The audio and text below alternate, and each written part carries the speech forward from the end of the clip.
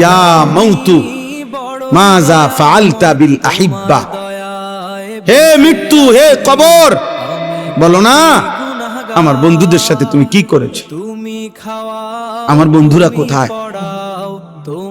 আইনাল আহবাব আইনাল আসদিকা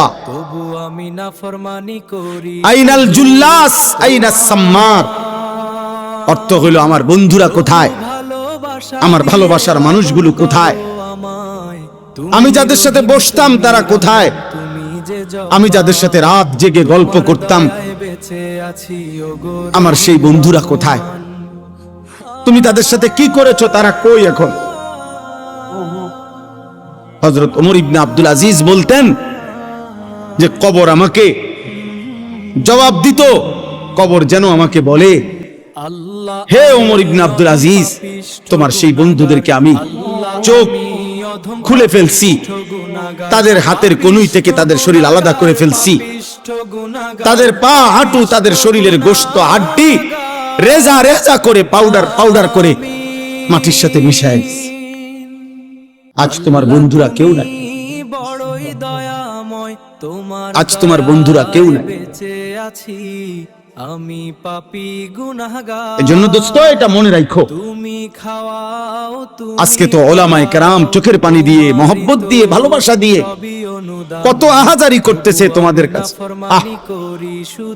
জীবনের সবচেয়ে বড় আফসোসের বিষয় রে ভাই, একটা ছেলে হলে মনে রাখো, এর চাইতে লজ্জা, এর চাইতে দুঃখ আর কি হইতে পারে যে বছরের পর বছর, দিনের পর দিন ওলামায়ে কেরাম মুসলমানের কাছে একটু নামাজ ভিক্ষা চাইতে আছে যে কত নামাজ পড়ে। এটা কোনো হিন্দুর কাছে বলতেছে না, এটা কোনো ইহুদিরে বলে না, মুসলমানের কাছে বলতেছে। এর চাইতে আফসোস আর কি হইতে পারে? বুঝেন না হিসাবটা? বলো ছেলেরা, বাপ তোমরা নিজেরা পরিচয় দিচ্ছ মুসলমান, তুমি বলো তোমার বাবা মুসলমান, মা মুসলমান, তুমি মুসলমান।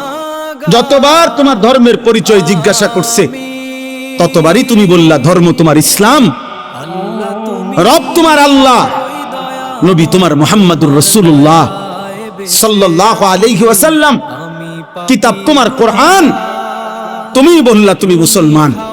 হায়, অথচ খোদার 365 দিন, এক বছর এমন পার হয়েছে যেই এক বছরে নাফরমান কোনদিন ফজরের নামাজ পড়ে।